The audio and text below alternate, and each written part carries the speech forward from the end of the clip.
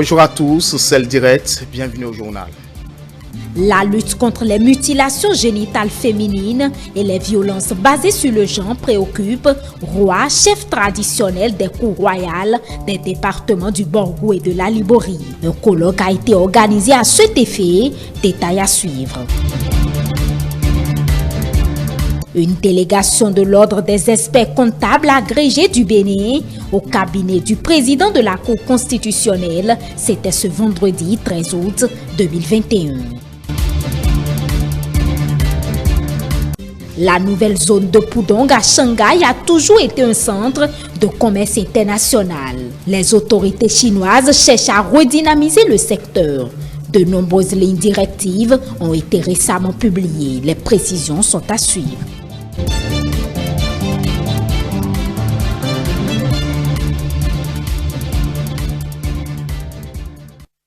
Merci de préférer Télé. Pour vous informer, nous sommes samedi le 14 août 2021. Roi, chef traditionnel et dignitaire des cours royales des départements du Borgou et de la Liborie s'engage pour la lutte contre les mutilations génitales féminines et les violences basées sur le genre. C'est au thème d'un colloque organisé ce jeudi 12 août 2021 à Niki par l'organisation non gouvernementale Crusoe International en partenariat avec le gouvernement canadien à travers le projet Femmes engagées pour dignité humaine. Le compte rendu est signé Dieudonné Babatunde et Boris Arissou.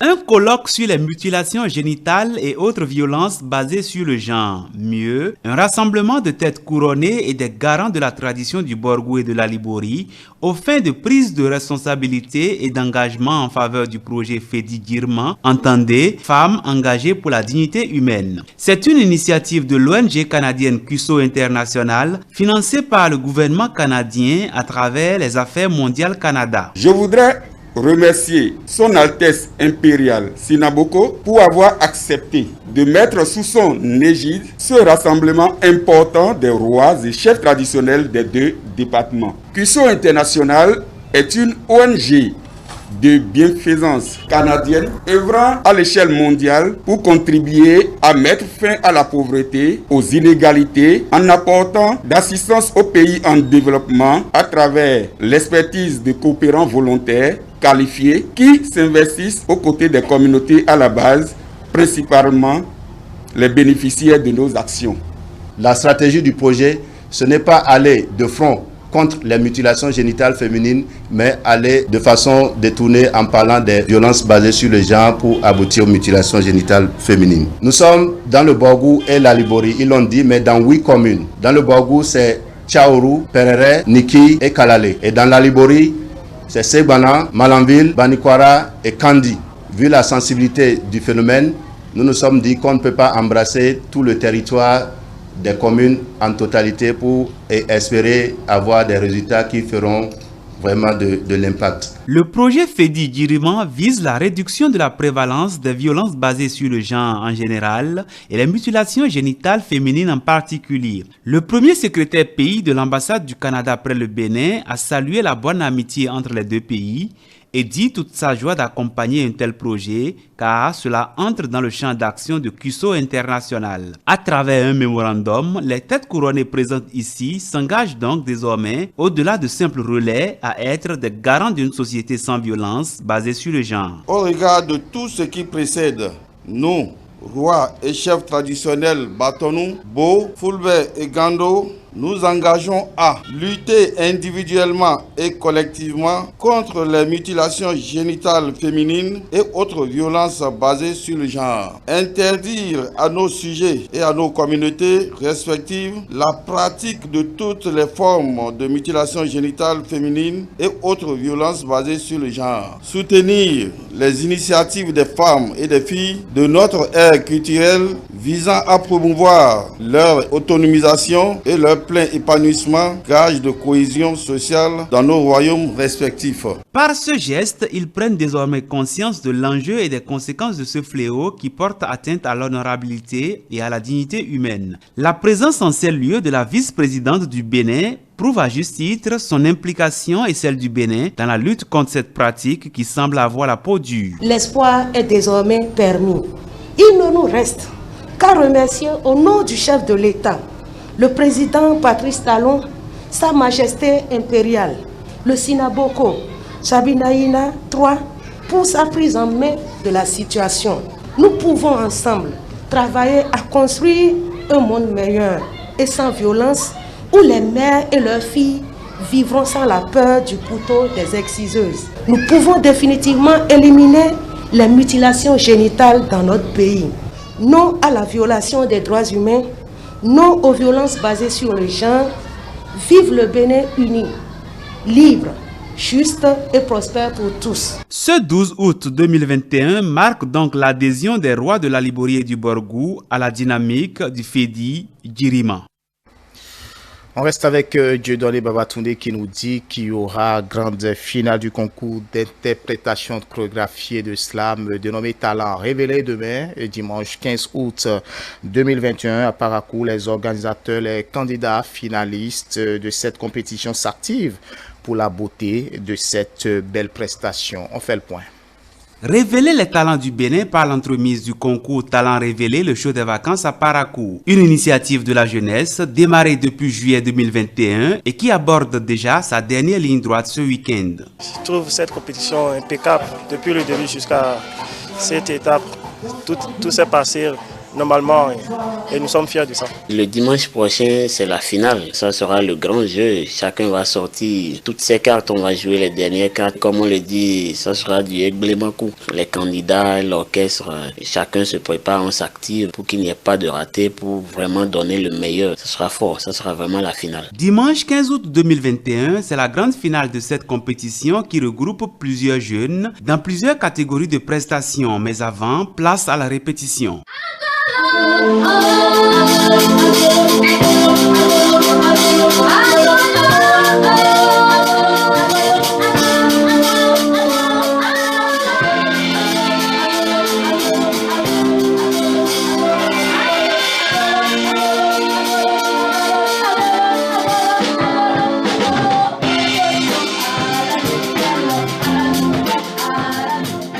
Donner le meilleur de nous-mêmes afin d'obtenir la première place. Parce que si nous sommes tous là, c'est pour la première place au niveau de chaque catégorie. Je promets de donner le meilleur de moi-même et par la grâce de Dieu, tout ira bien.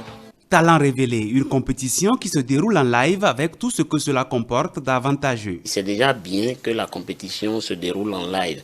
Les habitués au live, c'est une très bonne chose. Et même dans les critères de notation, il y a ce qu'on appelle apport personnel. Et ça développe en eux l'esprit de créativité. Ils improvisent, ils créent, ils augmentent, ils apportent quelque chose à la chanson et puis ça donne une autre couleur et ça amuse très bien. C'est le public qui fait la beauté d'un spectacle. Sa présence est donc vivement souhaitée pour cette grande finale. Je m'adresse à tous ceux qui me soutiennent de loin ou de près que déjà à la finale, d'être là, ils ne seront pas déçus. Ce qui est sûr, la première place, nous l'aurons. S'ils sont bien sûr là.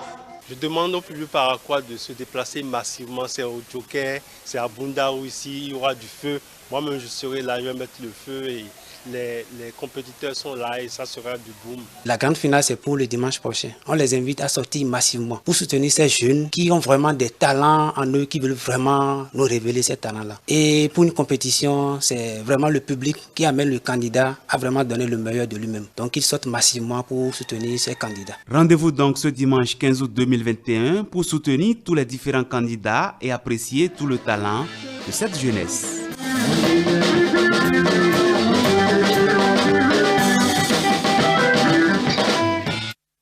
Retour à Cotonou, audience au cabinet du professeur Joseph Diogbenou, le président de la Cour constitutionnelle, a reçu une délégation de l'Ordre des experts comptables agrégés du Bénin. Elle est allée présenter les membres du bureau exécutif.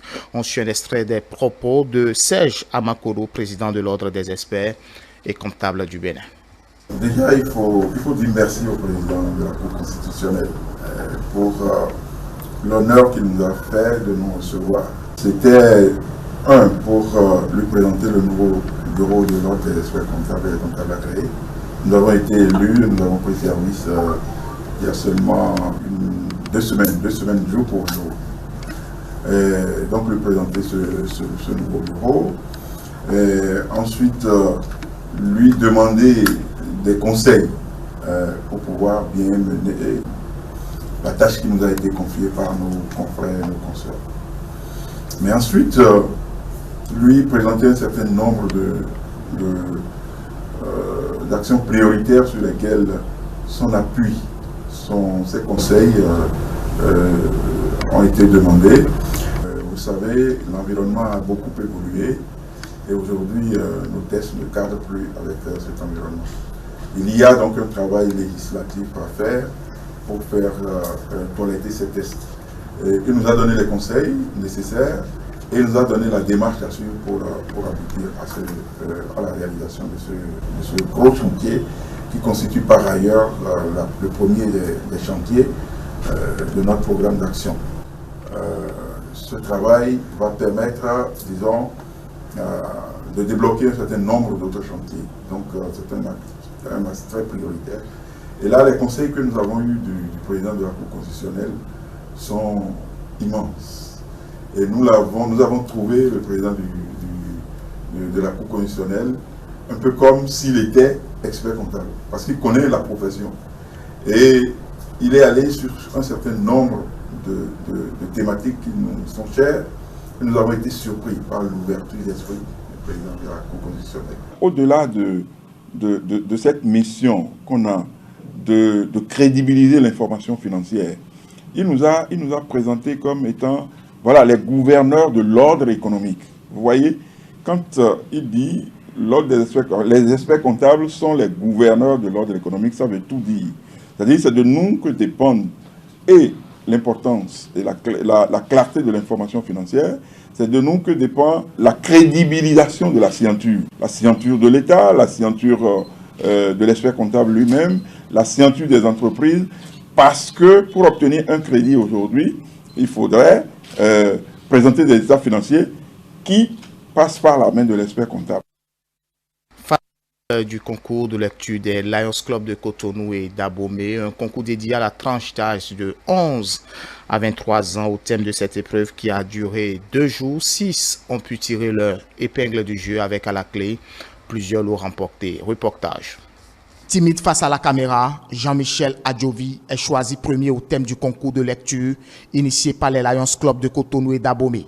Il remporte ainsi le premier prix composé d'un trophée, un dictionnaire, des livres didactiques et bien d'autres lots en nature pouvant lui permettre de renforcer ses capacités. Je suis content. Je veux dire à mes camarades, bonne chance pour eux pour l'année prochaine. Jean-Michel Adjovi, le meilleur parmi les candidats, est suivi de son jeune frère, Samuel, qui a occupé la 2e place et qui relativement a remporté le même prix. Je lisais à la bibliothèque française CCF, donc c'est à partir de là que ma passion c'est la lecture. Donc chaque fois que je quitte l'école, je prends mes livres d'année passée et je lis. Ils sont plus d'une trentaine ayant pris part à cette épreuve qui, à sa phase finale, à l'arrivée 6 au total, ont pu tirer leur épingle du jeu. Même si les attentes n'ont pas totalement été comblées, l'objectif est atteint selon l'initiateur. L'engouement chez les jeunes aujourd'hui, ce n'est plus la lecture. Pour vous dire que même à l'école, on est passé de classe en classe, de la 6e jusqu'en terminale. Mais le constat, c'est que c'est les très jeunes qui sont venus, je voudrais dire les élèves de la classe de 6e, 5e, 4e qui ont pu participer. Les autres n'étaient pas motivés. Donc pour nous, c'est déjà un challenge qui est gagné parce qu'au moins ceux-là, ils sauront que ce n'était pas du bluff, c'était du concret et ils n'y croyaient pas. Ils vont voir leurs jeunes frères qui ont remporté facilement le trophée. Pendant 2 jours, ces enfants ont été incités à s'intéresser à la lecture et à améliorer leurs connaissances. Une initiative qui demande d'être soutenue. Le Lions Club international, c'est un club de service. Nos ressources sont issues de nos cotisations. Nous demandons par ce canal aux différents partenaires qui nous suivent de bien vouloir nous donner des coups de pouce afin que nous puissions atteindre les objectifs. Comment notre père fondateur le disait, vous êtes utile quand vous servez les autres. Pour les prochaines éditions, les Lions Club de Cotonou et d'Abomey entendent mettre tout en œuvre pour plus impacter la couche juvénile. Le réseau Bénin Espoir ONG, avec le soutien de l'Observatoire mondial et de la bonne gouvernance, a procédé ce jeudi à la remise des trophées aux meilleurs maires et universitaires. La cérémonie, qui est une première pour les maires, a connu la présence de plusieurs personnalités politico-administratives. Reportage. Ces élus locaux et professeurs d'université sont à l'honneur. Ils sont au total 20 maires et une dizaine d'universitaires à recevoir cette distinction honorifique à travers les trophées africains de la bonne gouvernance. C'est une initiative de l'ONG Réseau Bénin Espoir, soutenue par l'Observatoire mondial de la bonne gouvernance, qui vise à encourager ces nominés pour les actions et réalisations au profit de leurs différentes communes, mais aussi pour l'épanouissement de tous. Ces dernières années, on parle beaucoup de la bonne gouvernance en Afrique, mais tout semble prouver que souvent, on en parle sans trop saisir son vrai sens. À ce propos, il y a simplement lieu de retenir que sans un respect rigoureux des règles cardinales de la bonne gouvernance, aucun de nos pays ne peut prétendre à un quelconque développement durable. Dès maintenant, pour être dans la danse, il faut beaucoup batailler pour augmenter les taux d'exécution du budget, surtout volet investissement et volet fonctionnement. C'est à travers cela qu'on saurait que oui, vous avez travaillé. Non, vous n'avez pas travaillé. L'intention, c'est de susciter également aussi l'émulation entre vous. Le choix des nominés pour cette 39e édition des Trophées africains de la bonne gouvernance n'est pas un hasard. Il découle de certains critères en matière d'engagement et de démarches participatives pour le développement du Bénin. La tenue régulière et à bonne date des sessions communales et des commissions permanentes. La mobilisation du budget et le taux d'exécution du budget de l'année 2020. L'organisation des séances publiques de reddition des comptes aux populations. Le suivi, évaluation, la gestion axée sur les résultats, la transparence, notamment dans la passation des marchés. Sur les 20 maires nominés, le maire d'Abomey-Calavi, Angelo Arwandjinou, s'en sort avec la 2e place au classement national, sans oublier celui de Savé Deni Obachabi, qui décroche la 9e place. Un cocktail d'émotions pour les récipiendaires qui ont tenu à réaffirmer leur entière disponibilité et détermination à impacter davantage leurs différents domaines de compétences. Je ne suis même pas convaincu que ce soit l'œuvre seule du maire, mais beaucoup plus des services, des chefs-service, du conseil communal et même du gouvernement. Ma commune, que les gens ont l'habitude de prendre pour une commune rouge, en réalité, ce n'est pas une commune rouge, ce n'est pas une commune de violence, c'est une commune dans laquelle le bon travail se fait. Pour moi aujourd'hui, le plus dur commence. C'est de pouvoir travailler à conserver et au mieux à surpasser ce qui a été fait. Donc tout ce qui s'est bien passé pour nous donner ce mérite, nous allons renforcer. Dieu sait qu'avec ce point de départ, c'est que c'est une compétition. Une compétition où il y a 2 défis à relever. Le premier, donc, c'est de continuer peut-être avec les réformes au niveau de la base. Deuxième défi, c'est qu'il faut toujours lutter pour que la place qu'on occupe aujourd'hui, par exemple, au moins de la maintenir. À partir de cette distinction, l'Observatoire et ses 10 animateurs nous chargent d'une mission, celle d'impacter davantage et positivement notre environnement professionnel. Ces récipiendaires deviennent ainsi les meilleurs ambassadeurs de la bonne gouvernance. Ils sont confiants que les autres maires et universitaires emboîteront le même pas pour le bonheur des populations.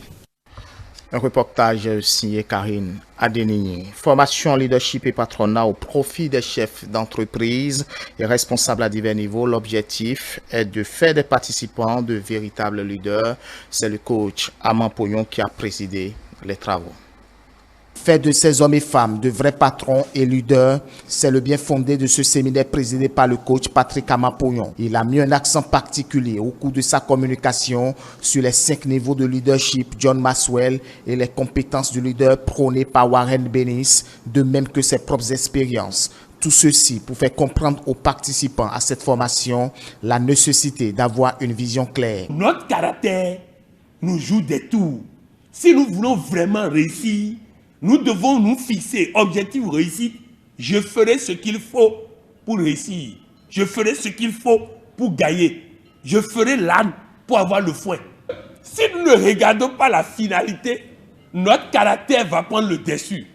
Mais si nous voyons là où nous allons, c'est pourquoi le coaching consiste à amener les gens à voir les conséquences avant d'agir.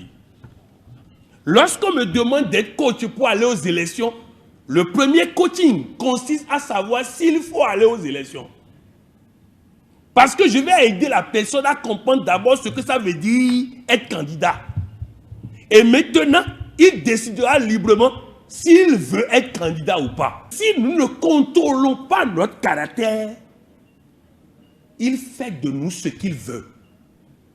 Pour le président de l'Ordre des coachs en développement intégral, l'écoute et l'acceptation de soi sont des valeurs à cultiver pour être un vrai leader. N'ayez pas honte de qui vous êtes. Quand j'ai dit je n'ai pas été saint pendant longtemps, est-ce que ça fait que Pasteur Kadia ne va pas me considérer? Non, c'est si je me prétends saint et il apprend que je n'étais pas saint, là il ne va plus me faire confiance. Dire la réalité, ça ne vous diminue pas. Et dernière chose, la gestion de soi, de moi-même. Je dois être fier de qui je suis, de mes défauts, de mes qualités. Je dois savoir que ce n'est pas parce que je m'assois par terre avec mon enfant pour causer que je suis devenu enfant. Ce n'est pas parce que je discute avec mon épouse que je diminue ma valeur. Ce n'est pas parce que le géant s'abaisse au pied du nain pour discuter avec lui qu'il est devenu nain. Bien au contraire, il est devenu plus grand encore. Voilà les compétences d'un leader. Ce n'est pas son habillement, ce n'est pas ceci, ce n'est pas cela. Vous allez donc comprendre pourquoi les personnes simples exercent plus de leadership que les personnes qui veulent se la faire sophistiquées et autres. La formation est prévue pour durer 2 jours. Déjà, au thème de la première journée, les participants sont sortis mieux outillés sur la notion de leadership. En vérité, je suis humanitaire et on a l'impression, lorsqu'on gère les hommes, qu'on fait déjà de leadership et qu'on les gère bien. On a l'impression chaque fois qu'on est face à des situations données, on gère les situations normalement. Il faut venir à ces gens de formation pour pouvoir mieux apprendre et apprendre des autres. Justement, on nous apprend qu'il faut être strict, il faut être vraiment carré dans un certain nombre de choses. Alors que parfois, il faut être un peu... Il faut un peu laisser la main pour pouvoir avoir en retour ce qu'on veut. Je crois que nous devons vivre au quotidien le leadership. Cette formation initiée à l'endroit des chefs d'entreprise responsables à divers niveaux est le fruit de la collaboration entre 2 structures, à savoir l'ATQMSA de Lomé et l'Agence africaine de coaching et de communication du Bénin. En interactualité, la zone de Puding à Shanghai a été un centre de commerce international. Les autorités chinoises bien évidemment, cherchent à redynamiser le secteur. De nouvelles lignes directives ont été récemment publiées. On fait le point avec nos confrères de CCTV+. Il ne s'agit pas d'une galerie, mais plutôt d'un espace de stockage caché dans la zone franche de Shanghai. Au cours du premier semestre de l'année, la valeur totale de toutes les œuvres d'art importées et exportées via la zone de libre-échange de Shanghai avait atteint plus de 920 millions de dollars américains, un record historique. Une série de mesures a également été prise pour faciliter les échanges. Il y a 8 ans de cela, la zone de libre-échange ne permettait que le stockage et l'exposition d'œuvres d'art. Aujourd'hui, les entreprises nationales et étrangères n'ont désormais besoin que de 5 jours pour autoriser leurs œuvres à être envoyées à l'étranger ou à être sur le marché chinois. Nous voulons que les Chinois aient un moyen d'apprécier ou de consommer les œuvres d'art. En attendant, nous voulons également que l'art national voyage à l'étranger par la zone de libre-échange de Shanghai. Le mouvement de facilitation des échanges de la zone de libre-échange fait écho à l'objectif du Conseil d'État de faire de Putong un centre de répartition des ressources mondiales. Et les politiques sont attrayantes pour les multinationales. L'année dernière, le fabricant allemand de métaux Wieland a rejoint une campagne appelée Global Operation Programme. Dans le cadre de ce programme spécial, Wieland peut bénéficier d'une assistance spéciale fournie par le gouvernement local afin de résoudre tout problème lié à ses opérations en Chine. Récemment, nous avons obtenu une très bonne solution concernant le commerce extérieur, par exemple pour le paiement en devises étrangères en Allemagne. Auparavant, quand nous faisions du commerce par frais aériens, nous ne pouvions pas payer les devises étrangères en dehors de la Chine aux fournisseurs. Maintenant, c'est possible par l'intermédiaire de la Banque de Chine. Avec l'aide de l'équipe spéciale mise en place par les autorités locales, les ventes de l'entreprise en Chine ont bondi de 30% au cours du premier semestre de cette année. Et un total de 41 entreprises comme Wieland ont pu bénéficier du programme. Jusqu'à présent, 52 entreprises de la zone de libre-échange devraient rejoindre le programme spécial dans le cadre d'un deuxième lot. La plupart d'entre elles appartiennent à des secteurs tels que la biomédecine, la fabrication intelligente et les services haut de gamme. Si vous venez de nous rejoindre, vous n'aviez encore rien raté. Retrouvez toutes ces informations sur nos différentes plateformes digitales.